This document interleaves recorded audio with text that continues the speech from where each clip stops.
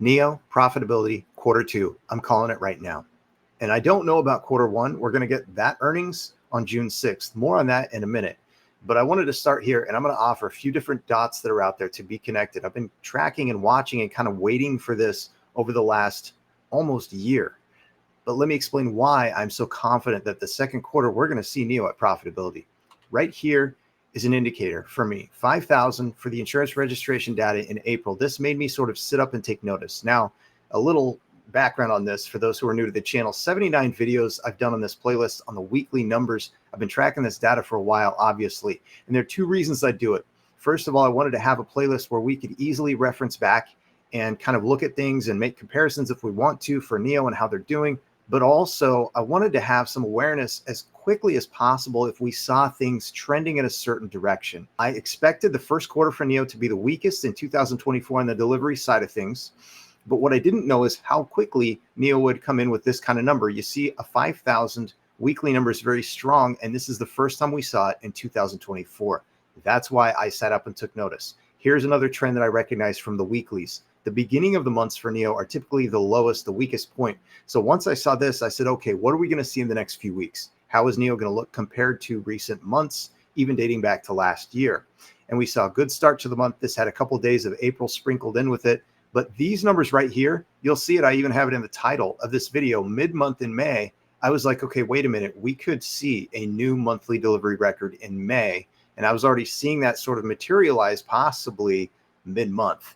So that's why I share this data and try to track it myself so we have a sense of what's going on. Fast forward to May 31st. And by the way, for your date and timestamp, it is about the time that the US market is going to open as I'm recording this on May 31st. And here's what we have. Shout out to Thinker Car. I love following this account on Twitter. Twixter is what I call it. But this is what NIO has revealed as of today. This is May 31st. The May deliveries for NIO will exceed 20,000 units. So that's in line with being right at or coming in with a new monthly delivery record. Let's keep connecting these dots. I want you to see what I've been waiting for, watching for, and what I'm now seeing materialize is the first quarter, as I referenced, was a low quarter for NIO, only 30,000 roughly deliveries of vehicles for the first quarter. But the second quarter, which is the one we're in right now, with May at over 20,000. And the question is, if they can come in with a new record at about 20,004 or 500, kind of in that range, then that puts NIO about 36,000 for the first 2 months in this 3-month quarter. If we go back to the third quarter earnings call, there was a question asked by one analyst who recognized something that NIO was showing on the balance sheet. And this is the response from Stanley. Now, to be clear, in the third quarter, NIO had over 55,000 deliveries of NIO vehicles. And he said in Q3, we achieved a positive operating cash flow. Almost no one has seen this or talked about this, which is why I want to congratulate you for making it to this video, because if you've gotten to this point, you're already ahead of a lot of other people. We've been tracking and seeing things a little early, maybe even a lot early. And so it's very exciting to have this. But let's go back now, because the monthlies, if in this quarter, the second quarter, NIO is at about 36,000, then a 20,000 month in June puts them at better total delivery numbers than we had in that third quarter from NIO of last year. And the other revenues should be up. And I'm just thinking, how are they not going to end up being profitable in this quarter if they're going to deliver 20 to 25,000 vehicles, which is what I think is very realistic for the month of June. That finishes out the quarter. Now, here's the catch, though. For those who haven't been paying attention, this is another one of those kind of nerd out moments for me. The last few earnings for NIO, and they are very lagged. And so they're coming in, for example, the first quarter earnings are being reported on June 6th. Now, I was a day off on my prediction of this because the 2 times previous, they had been reporting on the 5th.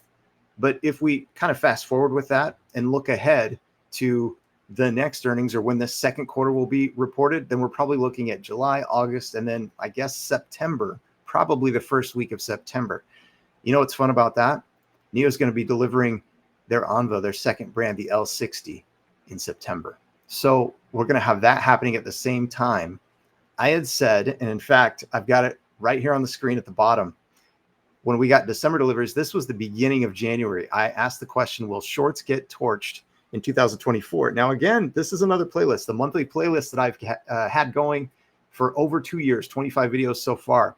And of course, I'm about to come out with a new one once we get this hopefully new monthly delivery record in May. I'm sitting back and I'm loving how this is shaping up, because I talked in a recent video about how NIO could certainly 10x. They're an IDE, an innovative driven enterprise. You know what? I'll just link the video so you can check it out for yourselves if you haven't seen it already, because there's a whole lot more in depth that I get into than what I could cover here. And I don't want to make this video too much longer. So back to Thinker Car, that account that I gave a shout out to.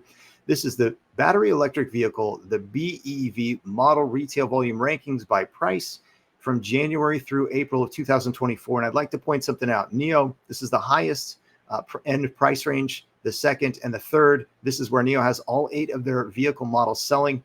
And so in the highest price range, you've got the ES8 and the EC7, both in the top 5. In the second highest, you've got the ET7 and the ES7, both in the top 9. And then you've got in the 300 to 400,000 RMB price range, you've got the ES6, both ET5s. They combine those, I believe. And then the EC6. In other words, all 8 of NIO's models are placing in the top 9 or higher. The brand is still being learned about. It's still being known. It's still being recognized. And I'm going to come back because there's a lot more that I want to get into and dig into. But I love these breakdowns and the things that Thinker Car shares. So I wanted to give a special shout out to that account. I really appreciate their efforts and their time and the shares that they do put out there. I want to hear from you. How much of this is new information? How many are in agreement that the second quarter, especially if NIO comes in with a 56,000 or better number on the delivery side, will show profits? I think the first quarter earnings, we're going to get a glimpse of a couple things, like the margins being increased, and the expenses being decreased. And the big unknown for this first quarter earnings for me is the Forseven deal, the licensing agreement. If NIO received, a lump sum of money, how are they going to show it? Are they going to show it? I think they will show it, but I'm not sure how. Will it come in as other revenue or something else? So these are some of the things I'm thinking about. But the buyout of JAC alone should be reflected, and we should see that sort of impacted, I think, in this upcoming earnings call that'll be on June 6th. So I'll be curious how that looks. If the expenses go down and the margins go up, and it's obvious that they're trending in a direction, then it could set up for a nice surprise, profitable second quarter. And I'm talking about a surprise for most of the analysts, for Wall Street, for maybe the shorts who are involved in this play, who won't see it coming. I don't necessarily, I'm kind of on the fence. I'm like a 50-50 on the first quarter. There are too many unknowns for me to say, oh, I think we've got a shot at profitability. I just don't know. But the second quarter, with these delivery numbers and the way this is aligning, looks like the one. So I wanted to call it out. Thanks. I appreciate you stopping through. Have a great day. I will see you all again very soon.